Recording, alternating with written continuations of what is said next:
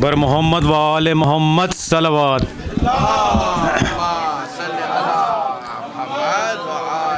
بلا رہے بلا سبھی کاٹ لینا آپ لوگ کاٹ لیں. ایک منٹ ذرا کیک کٹ رہا ہے.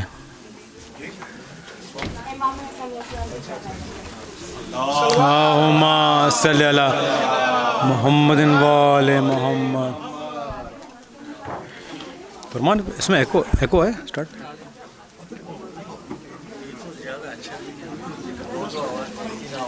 اس سے غلطیاں چھپ جاتی ہیں. آپ صحیح کہہ رہے ہیں.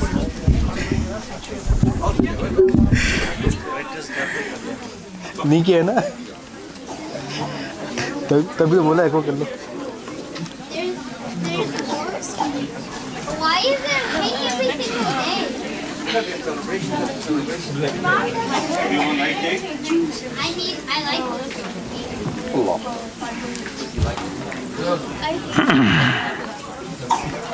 Just please, side is a low. Abhi nahi aaya. My school term so pretty impressed.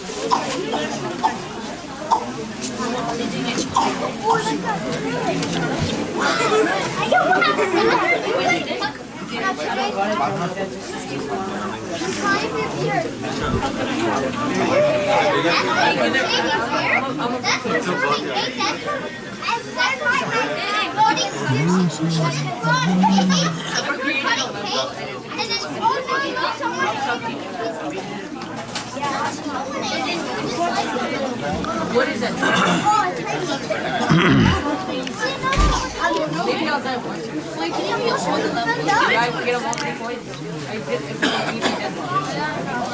don't need your help. I'm gonna do it. Look, it's her. It's her. Hold on. I'm gonna do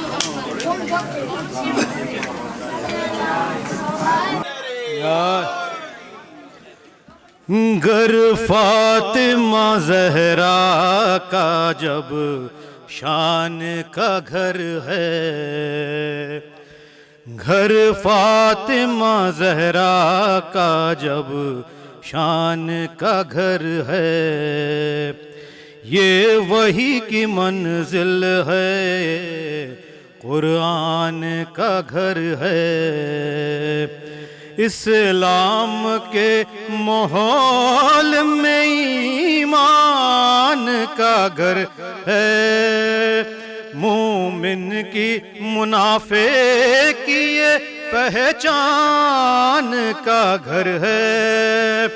کچھ لوگ مرے جاتے ہیں اس رنج و محن میں, اس گھر کا جو دروازہ ہے مسجد کے صحن میں, گھر فاطمہ زہرا کا جب شان کا گھر ہے, اور اللہ نے اس گھر کو نبوت سے نوازا, دنیا میں اسے دین و شریعت سے نوازا, عصمت سے امامت سے ولایت سے نوازا, ہر فرد کو قرآن کی آیت سے نوازا, سانچے میں مشیت کے یہ افراد ڈھلے ہیں, سب چادر تطہیر کے سائے میں پلے ہیں.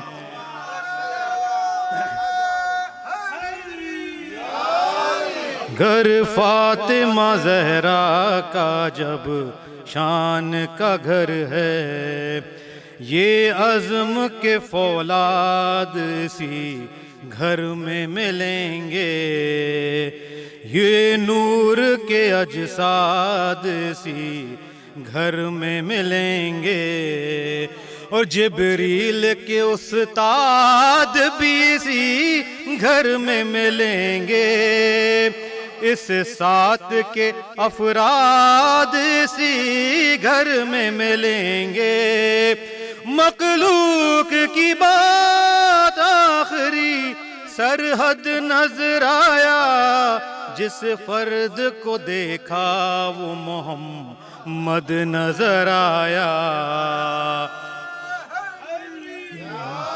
گھر فاطمہ زہرا کا جب سام کا گھر ہے, اللہ رض و شرف و بنت رسالت, قندیل ہے حرم شان میں سبت امامت.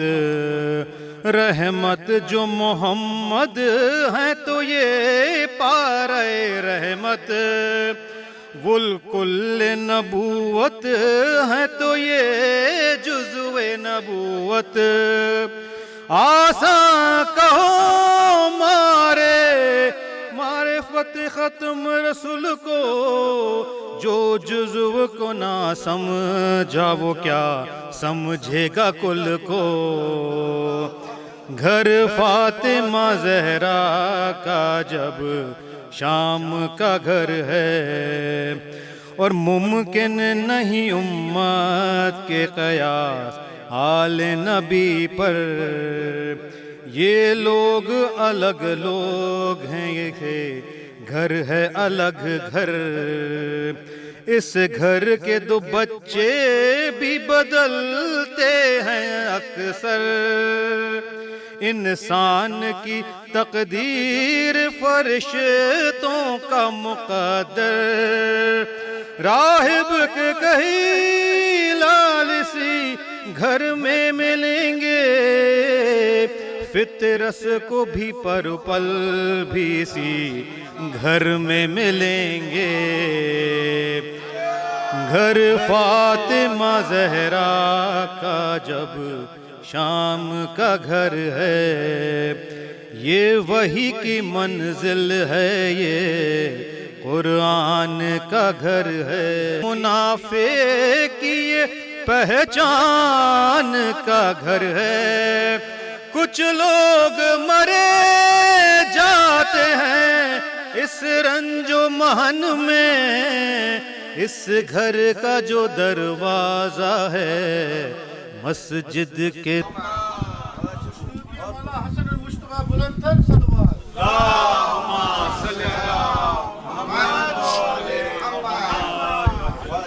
Please say another loud salawat for Brother Abbas Jafar.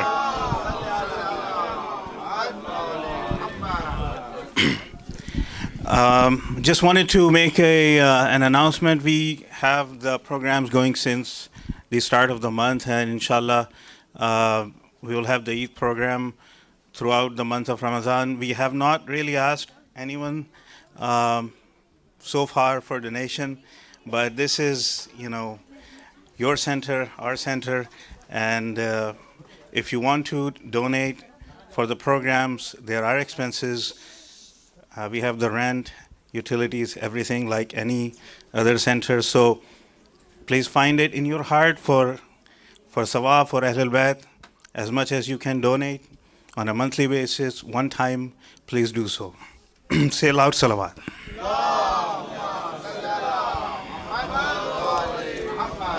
And now I will invite Maulana Baig to come and address the majlis.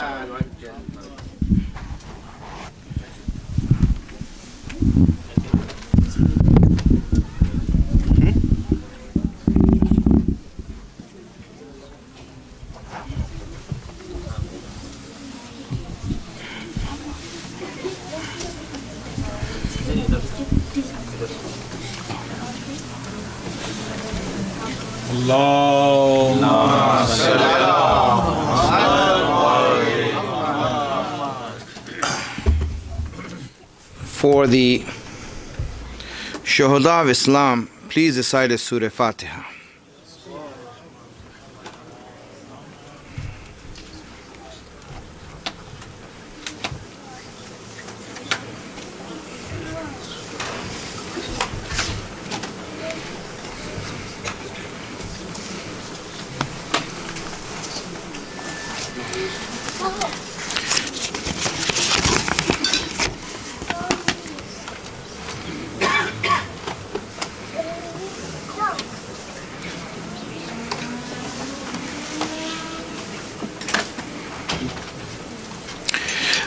There's a request also for Surah Fatiha for the following: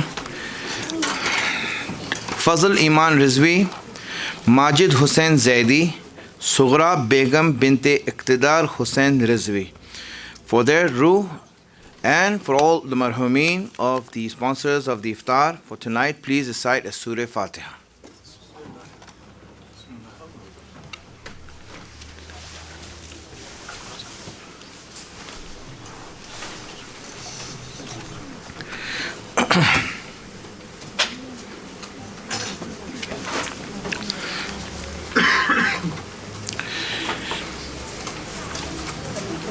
أعوذ بالله من الشيطان الرجيم بسم الله الرحمن الرحيم الحمد لله رب العالمين والصلاة والسلام على أشرف الأنبياء والمرسلين سيدنا ومولانا أبي القاسم محمد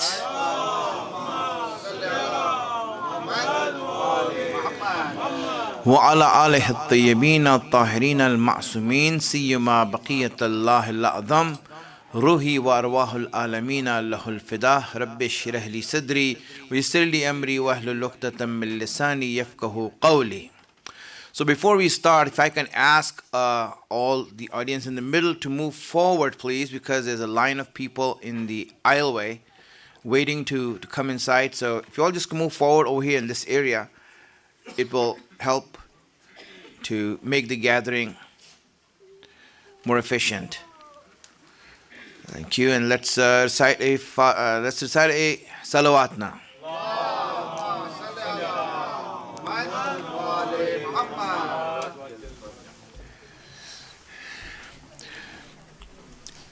One of the major reasons that we go through depression in life and think that we have not achieved anything in life and think that we are losing and we see that we don't accomplish anything. The major reason that we have this is because we don't understand what life is. If we knew what life was, then things in life would start making sense. Why do you get married? Why should you learn? Why should you pray? What does that have to do with life? Most of us don't understand why we are going through the things that we go through, but we just do it because it's habitual or it's societal. Society tells us to be this way, and so we just think that's the way it is. Everyone does it, so that's why we're doing it. But we don't understand that, okay, why? What does it have to do with my life? Or, for example, harmful things also, negative things. For example, you go through a loss.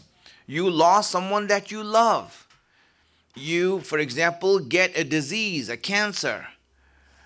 You end up losing your job or your wealth or whatever loss you have that Allah also speaks about, and you all know, and we all know this.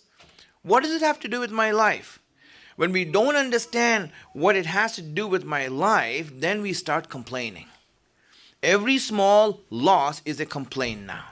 We start getting frustrated. Why is it happening to me?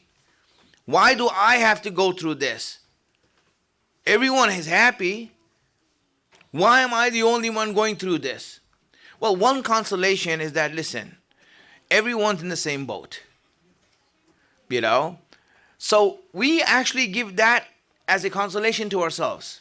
Well, since everyone is going through problems, everyone's life is messed up. So we give that as an excuse to everyone. But the fact is that that's not an answer. That's not a solution.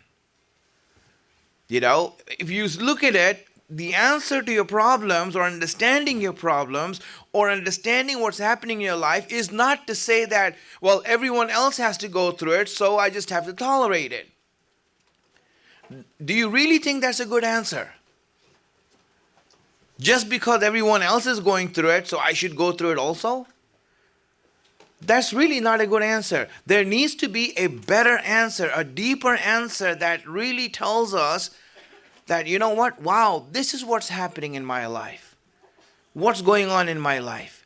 So one of the ways of answering and looking for answers and going through the things in life and understanding them, and not just understanding them, finding true happiness in knowing what it's all about, is knowing what life is.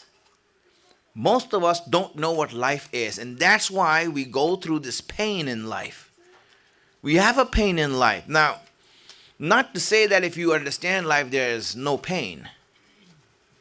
No, there is pain also, even if you understand life. Right? So I'm not going to give you a pill that's going to take away all pain. It's like a major, 2,000 milligram Tylenol, It's not going to be something like that. I'm not giving that to you all. Really, there is pain. Even people who understand life go through pain in life. Allah speaks about that, about believers. Not just us. I said about real believers. Allah speaks about them and says that when you look at them, they have a quality. He says, قُلُوبُهُمْ مَحْزُونَةٌ, that their hearts are in grief. They're like saddened. Their hearts are saddened. They're not like, for example, really, going through life, they understood what life is, they know what is happening to them, but still they are grieving. Why is that? Why are they sad? Send a salawats.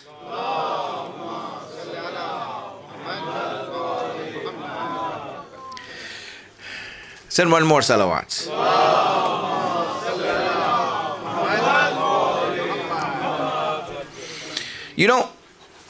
There's a difference between the sadness that believers go through and the sadness that rest of the world goes through. Mu'mineen, believers. I'm talking about believers who are really strong believers, the awliya of Allah. They also have a sadness in their heart. There is a sadness that they have in their heart. When you look at Ahlul Bayt, they also have a sadness in their heart. But the reason and the way that the reason by which they're sad about and what they're sad about is completely different than what people are sad about. There are three things that are the qualities of a sadness that a believer faces. Number one, the sadness is hidden. It's inside. You will never see it on his face. You will never see the expression of sadness on their face.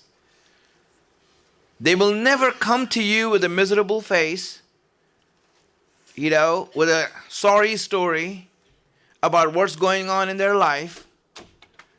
They'll never come to you with that. Whenever you see them, you think that this guy is the happiest guy ever. You think that this guy is like, wow, why is he always happy? Why is he always smiling?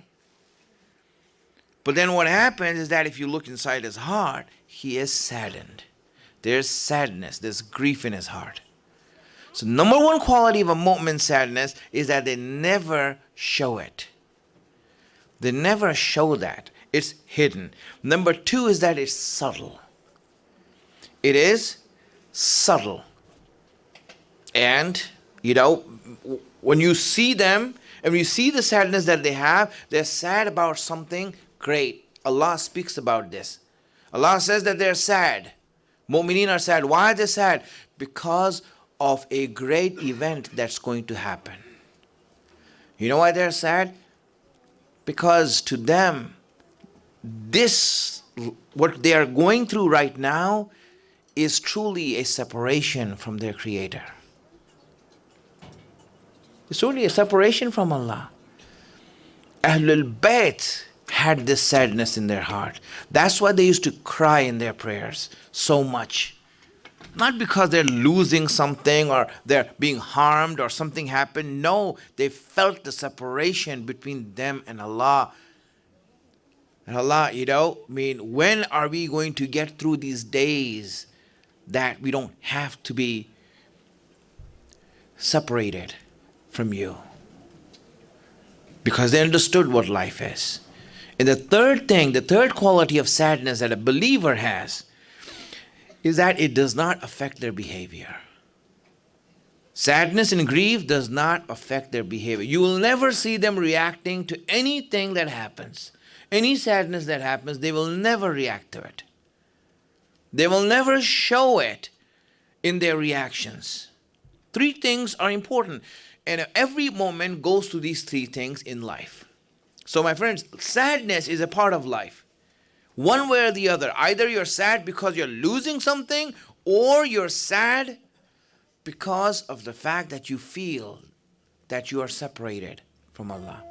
How many mu'min, and for us right now it could be very clear. I'll give you an example, it could be very clear. We have in du'as that we read in relationship to Imam Mahdi.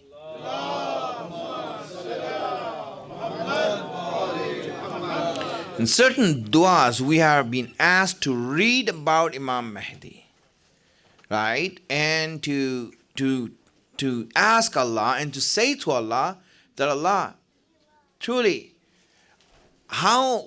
what is the use of me having these eyes and having the ability to see that I can see everything in this world, but I cannot see the most beautiful thing? That is my Imam. What is the use of these eyes when I see it like that? Truly, look at this. It is something that we need to think about. Yes, there's sadness inside of us, but we don't show it. Every time that you look at a mu'min, you will see he's smiling. Why are you smiling for? Because he understands what life is. His sadness is for a different reason, and that's what needs to be understood. What is life? Life, understanding life is what makes us that. Let's send the salawats.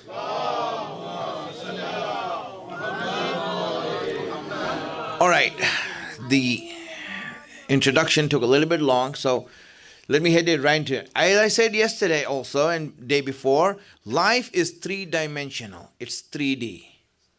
Life is 3D. It has 3 dimensions. Life has a length, life has a height, life has a width. These are the 3 dimensions of life. In order to define life, you need to know all these 3 dimensions. The length of life is how long you're going to live for. How long are you going to be alive for? And the answer to that is that you are going to live forever. You are alive forever. You are not going to be finished in 70 years or 80 years or more than that. You're not going to be finished in that. Allah gave you life and it is forever. You're going to live forever. There's no ending to this. That's it. And you're going to live there. The only thing is that Allah separated or divided life into 2 parts. One which is a small part, a very fractional, minute part, which you are experiencing right now. And one which is an eternal part, a forever part, which is going to occur later. And the only thing dividing that is something called death. That's the only thing dividing it. Death is like a door that you pass through, going from not this life to that life. There's no this and that. You are the same person, it's the same life. You're just going from one realm to another realm. But life is the same. Death is not the end of this life. Death is just a means of getting past a barrier and continue living. So, if you want to define death correctly, if you want to define maut correctly, it is called to be continued. Yeah. That's why, for example, some people in a very eloquent manner use the word intiqal. You know what intiqal means? This is it's an Arabic word, from the word naql. Intiqal means going from one place to another. Does it mean that you changed? You haven't changed. It's just the circumstances have changed. The house has changed. The land has changed. The landscape has changed. The realm has changed, but you are the same. Intiqal, that's what it means. That's what was death called. The idea of death is just, it's a continuation. You know, when you, for example, watch a movie and it says, to be continued, there's another part coming. You know, and you have to wait for it to come. It might come next year. And when it comes, it'll be all exciting. And the excitement will start again. In between is the waiting period, that's called barzakh. Until the next episode comes out. Right? That's all it is. In between, that's all it is. That's what death is. And hence, we have misconceived death, and people are so afraid of death that they think that life is ending there and it's finished, and now all our plans for life is just this right now. Just this right now, what we are planning right now is life. I plan, I have to go through education by the age of 25, then I have to work for another 25 years until I hit retirement, and after retirement, 25 years of retirement, and there you go, Ebola.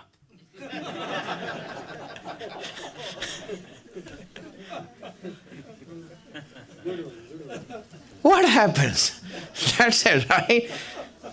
I mean, really, is that our plan for life? Is that how much we're going to live for?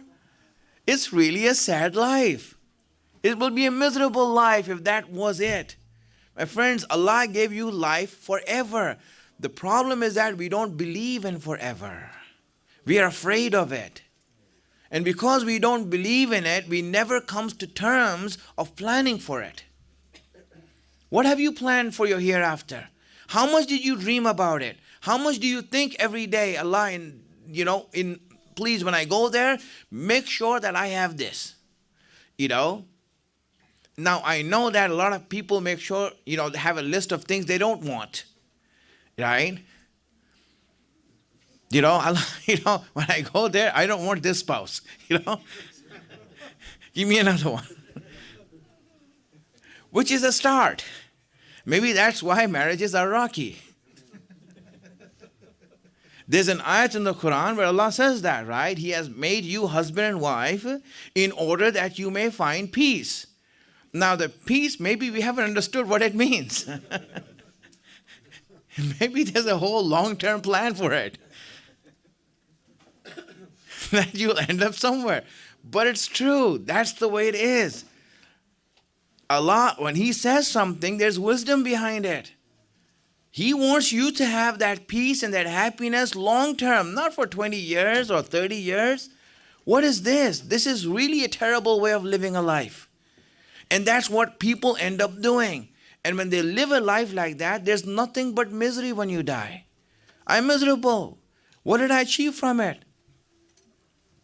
The best thing, for example, a lot of people are like this, I've heard this, and you have heard it also, in any places, books, movies, or people, and this and that, My greatest achievement in my life was my kids. Really? Having babies was your greatest achievement? Animals do that also, you know that, right? Really, is that the greatest achievement you as a human being have achieved in your life? Really, we need to just wake up and see, what am I achieving in my life? And the only way we'll know that is if we understand life. And the first characteristic of life is that it is forever. And since it is forever, we need to plan forever also. You need to plan it out forever. That's the thing. Then you have the height of life and the width of life. I still want to explain some length also, but you know what? Let me go to a height and give you a taste. What do we mean by the height of life? Listen to this, right? The first thing all of you want is to live forever. Is that true or not? You don't want life to end. You want it to go on. You want it to be forever. It'll be horrible to, end something right away. Ibrahim, the prophet Ibrahim, right? He used to say that I don't like things that die away. It is a natural reaction that anything that dies is not something likable. It's not something likable. How can you like something that's going to die and fade away and go away and disappear? No, I like something that's lasting. Liking something that's lasting is innate to us. It is something that's in our nature. We want to live forever. It is in our nature to live forever. So that's the first characteristic. But the problem is this, right? If you, let's say Allah gives you forever, and He makes you live forever, but this forever, all of this forever that you're going to live like a cow. Yes, He makes you a cow. He says, here you go. You have a life forever, you're a cow. Now you just need to find the right grass to eat. So that's the life of a cow. It goes around smelling grass and eating grass. Imagine if you had to live like that forever. Now that would be horrible, wouldn't it? That would be terrible. I want to live forever, but not like this. That's like a jail. That's worse than a jail. At least if I go to jail here, there's a life sentence and it'll end when I die. But that's a sentence that's never going to end. It's terrible, right? When we speak about height, what is height? Height, my friends, is what you make of yourself. What you make of yourself to live that forever life. What position, what place, what palace, what house do you want to live in? It is height. You are living forever, but you have to have a height to live. Now, I will explain one point today and that's it. As I said, this is a weekday and so I'm going to make it short, and then we do have short speeches on weekdays, right? So one point I'll make it and I will add to it tomorrow so that we can get excited by this. Today is the birthday of Imam Hassan alayhi salam.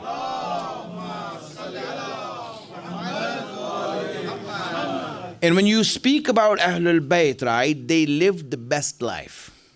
Their life was the best.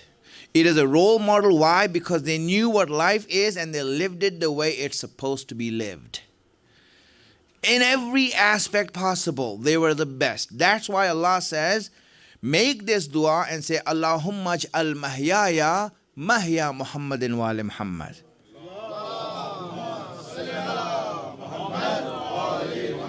Allah, make my life the life of Muhammad wa ali Muhammad. Make my life like their life. I want to live my life like them. That's my role model because they have lived the best life. In fact, Imam Sadiq alayhi salam in Ziyarat Arba'in said, because Ziyarat Arba'in is from Imam Sadiq, and he said regarding Imam Hussain, and it applies to all the Imams, right? Regarding Imam Hussain, he said this statement. He says, Ishta Sa'ida. He says, my grandfather Hussain, you lived a happy life, a great life. You lived a great life. An amazing life. You see, this is a testimony to the fact that when Ahlul Bayt live a life, their life is the best. They are the happiest. There is no one who's better off than they are in whatever aspect you see them as. So keep that in mind, that the height of life is what? The height of life is what we achieve of life. I will explain this, inshallah, in the next few days. But just one aspect I'll give you. My friends, tell me, living forever, when life is forever, how long is this life here for that you're living? 70 years. In comparison, how much is 70 years in comparison to forever? Nothing, right? So tell me, what is the value of this life? Nothing. Very good. Subhanallah. You understood that, right? I'm doing a simplified equation for you. Just algebra, right? Simplified, right? Understand this. So life is worth nothing when you look at the length of life. Now, when you look at the height of life, how high you want to be, how much you want to get up there is all decided in this 70 years. Now, when you look at the height of life, that whatever you have there is all from here. When you look at the height of life, now tell me, how much is this 70 years worth? Everything. You understand that?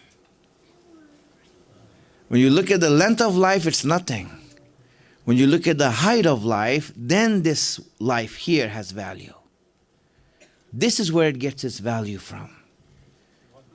You know, let me give you some motivation, right? Because, you know, I'll give you some motivation, right? You know, let me tell you what this life is right now, what you're living. Very simple, right? Nowadays, they don't do that, right? But a time was there when the mom and pop stores, right, like Walmart, used to count their customers, and, you know, through the receipts they have, they used to count their customers. And the 1 millionth customer who would walk through, you know, they'll be like, you know, saying, you know, all of a sudden, right, give shopping sprees and this and that, free coupons and all these things, you know. So listen up now. Free coupons for all of you today, right? And I'm going to be giving you that. So one time I went to this store, and all of a sudden I was buying something and the alarm went off. And I said, I didn't do it, you know. You know.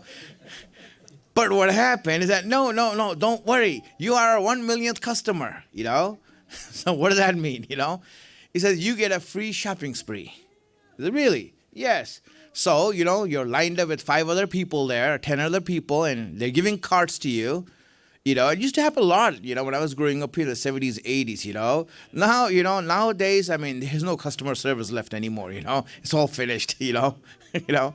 But in those days, there used to be that. So what happened is that they all of a sudden, I was like, okay, what up? So 8 people, 10 people in a line, shopping carts. They give the shopping carts to us.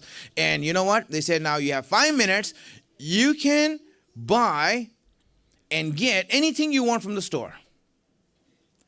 Now, I'm not, you know, I may not be that smart, but I'm not dumb, you know. So I saw, you know, I mean, obviously I was thinking, okay, 5 minutes, where should I go? Now, where would you go? Which department in the store? Electronics, there you go. You know, electronics, you know, jewelry, and, you know, whatever it is, you know, you're going to go there, right? So here we go, and the bell starts, and we all run, you know, for the electronics. And, you know, and I'm a little bit overweight. Some people are faster. And so they go ahead of me. And as I'm running, I see that they have stopped in some other aisle. I'm like, well, what are they looking for? And they're looking at underwear. You know, and I'm like looking at them, and really, I'm looking at them, what are you doing here for? It's time to get, the best thing that you can here. You only have 5 minutes. Take the best thing you have. You're wasting your time. Don't you think that's right? They're wasting their time. In 5 minutes, you have to gather everything that you can. My friends, this is the life of this dunya you have. Allah has given you 70 years or so. He has given you a shopping cart and says, go. Now go. Now the smart person is the one who's going to go where he'll get the most bang for his buck. And then you have a lot of dumb people in the Fruit of the Loom aisle. And you're wondering, what are you doing there? Friends, this is why, for example, when, really smart people are the one say, I have only this much life. What are you waiting for? When they see an announcement for a majlis, this is where else should I be? This is the most bang for my buck. This is where I'm going to go. The motivation, and someone who knows life is excited at every little second, every second that he's passing. There's an excitement. I have only this much, and I have everything I have to gain here right now. What am I doing wasting my time?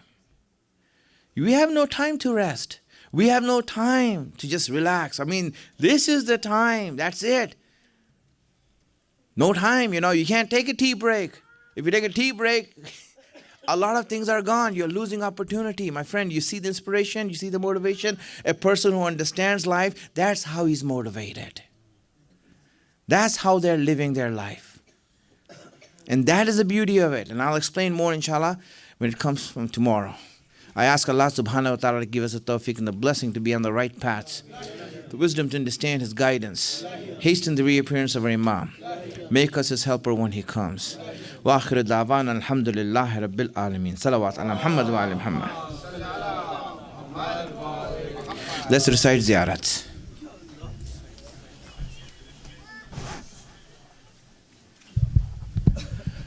السلام عليك يا رسول الله يا حبيب الله يا خير خلق الله ورحمة الله وبركاته. السلام عليك يا أبا عبد الله ابن رسول الله يا حسين أيها الشهيد بكربلاء ورحمة الله وبركاته. السلام عليك يا صاحب الأسر والزمان. السلام عليك إمامنا وإمام إنس والجان. عجل الله تعالى فرجك وسهل الله تعالى مخرجك وظهورك. السلام عليكم جميع المعصومين ورحمة الله وبركاته.